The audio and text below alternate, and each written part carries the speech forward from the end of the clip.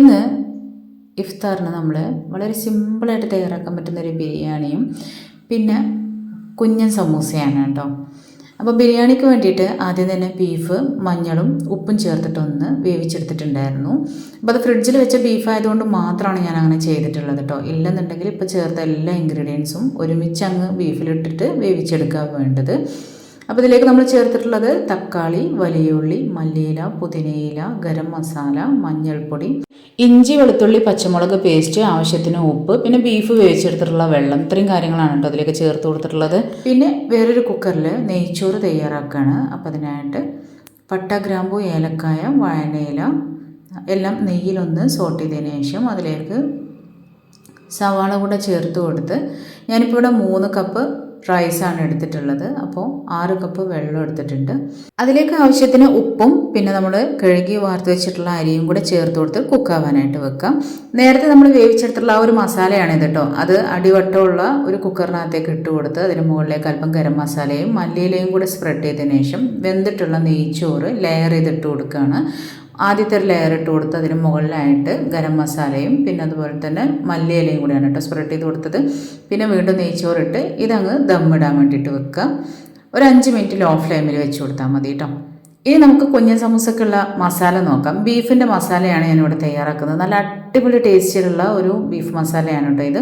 അപ്പോൾ വെളിച്ചെണ്ണക്കകത്തേക്ക് വലിയ ഉള്ളി വളരെ പൊടിയായി അരിഞ്ഞത് ചേർത്ത് കൊടുക്കുക. പച്ചമുളക്, ഇഞ്ചി, വെളുത്തുള്ളി, മല്ലിയില ഇത്രയും കാര്യങ്ങളൊക്കെ പൊടിയായി അരിഞ്ഞതാണ് ചേർത്ത് കൊടുത്തിട്ടുള്ളത്. കറിവേപ്പിലയും പിന്നെ ഗരം മസാല ചേർത്ത് കൊടുത്തിട്ടുണ്ട്. ഇനി ഇതിലേക്ക് നമ്മൾ വേവിച്ചെടുത്തിട്ടുള്ള ബീഫ് ഒന്ന് മിക്സിയിലിട്ട് ക്രഷ് ചെയ്തെടുത്തതിന് ശേഷം അതും കൂടെ ചേർത്ത് കൊടുക്കുന്നുണ്ട്. അല്പം മല്ലിയിലയും കൂടെ ഇട്ട് കൊടുക്കാം. ഇനി നമ്മളുടെ സമൂസ ഷീറ്റ് എടുത്ത് അതിൻ്റെ നടുവിലൂടെ നമ്മളൊന്ന് കട്ട് ചെയ്തെടുക്കണം കേട്ടോ. കുഞ്ഞൻ സമൂസയാണല്ലോ, അപ്പോൾ അത് കാരണം ഇതിനെ നമ്മൾ നടുവിലൂടെ കട്ട് ചെയ്തെടുക്കുകയാണ് ചെയ്യുന്നത്. സാധാരണ നമ്മൾ സമൂസ ഫോൾഡ് ചെയ്യുന്ന പോലെ തന്നെ ഫോൾഡ് ചെയ്ത് അതിനകത്തേക്ക് മസാല വെച്ച് കൊടുക്കുക. എന്നിട്ട് മടക്കി കൊടുത്തിട്ട് നമുക്കിതെല്ലാം കൂടെ ഇതുപോലെ റെഡിയാക്കി എടുത്തതിന് ശേഷം ഫ്രൈ ചെയ്തെടുക്കാം കേട്ടോ. നല്ല ടേസ്റ്റാണ് ഈ ഒരു മസാല എന്ന് പറയുന്നത്. അപ്പോൾ നിങ്ങൾ കട്ട്ലറ്റിനാണെങ്കിലും ഈ രീതിയിലൊന്ന് മസാല ഉണ്ടാക്കി നോക്കുന്നുണ്ട് കേട്ടോ. വളരെ സിമ്പിളായിട്ടുള്ള ഒരുപാട് പൊടികളൊന്നും ചേർക്കാത്തൊരു മസാലയാണ്, അതുകൊണ്ട് തന്നെ നല്ല ടേസ്റ്റുമാണ്. അപ്പോൾ നമ്മളുടെ കുഞ്ഞൻ സമൂസയൊക്കെ ഫോൾഡ് ചെയ്ത് കഴിഞ്ഞു. ചൂടായിട്ടുള്ള എണ്ണയിലേക്ക് ഇട്ടിട്ട് ഇത് വറുത്ത് കോരാം. അപ്പോൾ എല്ലാ സമൂസയും കൂടെ ഒറ്റ ട്രിപ്പിൽ തന്നെ നമുക്ക് ഫ്രൈ ചെയ്തെടുക്കാൻ പറ്റും കേട്ടോ, കുഞ്ഞൻ സമൂസ ആയതുകൊണ്ട് തന്നെ. അപ്പോൾ എല്ലാം കൂടെ ഞാൻ ഒരുമിച്ചിട്ടിട്ട് ഫ്രൈ ചെയ്തെടുക്കുന്നുണ്ട്. പിന്നെ ഞാൻ സ്നാക്കായിട്ട് ഉണ്ടാക്കിയിട്ടുണ്ടായിരുന്നത് ബ്രെഡ് ബോളാണ്. എഗ്ഗിൻ്റെ മസാല വെച്ചിട്ടാണ് റെഡിയാക്കി എടുത്തിട്ടുള്ളത്. അപ്പോൾ അതിൻ്റെ റെസിപ്പി നമ്മൾ മുമ്പ് അപ്ലോഡ് ചെയ്തിട്ടുള്ളതാണ് കേട്ടോ. വേണമെന്നുണ്ടെങ്കിൽ അതിൻ്റെ ലിങ്ക് ഞാൻ ഡിസ്ക്രിപ്ഷൻ ബോക്സിലും അതുപോലെ തന്നെ കമൻറ്റ് ബോക്സിലും കൊടുത്തേക്കാം. വേണമെന്നുണ്ടെങ്കിൽ ഒന്ന് ട്രൈ ചെയ്ത് നോക്കാൻ മറക്കരുത്. അതും നല്ലൊരു അടിപൊളി മസാലയോട് കൂടിയിട്ടുള്ള നല്ല ടേസ്റ്റി ആയിട്ടുള്ള മസാലയോട് കൂടിയിട്ടുള്ള ഒരു ബ്രെഡ് ബോളാണ് കേട്ടോ. അപ്പോൾ അതും ഫ്രൈ ചെയ്തെടുത്തിട്ടുണ്ട്. ഇനി നമുക്ക് നോമ്പ് തുറക്കാനുള്ള സമയമായിട്ടുണ്ട്. അപ്പോൾ ഇതെല്ലാം കൂടെ സെറ്റ് ചെയ്തിട്ട് നമുക്ക് ടേബിളിൻ്റെ മുകളിൽ കൊണ്ടുവെക്കാം കേട്ടോ. അപ്പോൾ ഞാൻ നാരങ്ങ വെള്ളം റെഡിയാക്കി എടുത്തിട്ടുണ്ട്. പിന്നെ ഒരു മാംഗോയുടെ ഒരു ഡ്രിങ്കാണ് കേട്ടോ റെഡിയാക്കി എടുത്തിട്ടുള്ളത്. പിന്നെ നമ്മൾ നേരത്തെ റെഡിയാക്കി എടുത്തിട്ടുള്ള ആ ഒരു സമൂസയും പിന്നെ ബ്രെഡ് ബോളുമാണ്.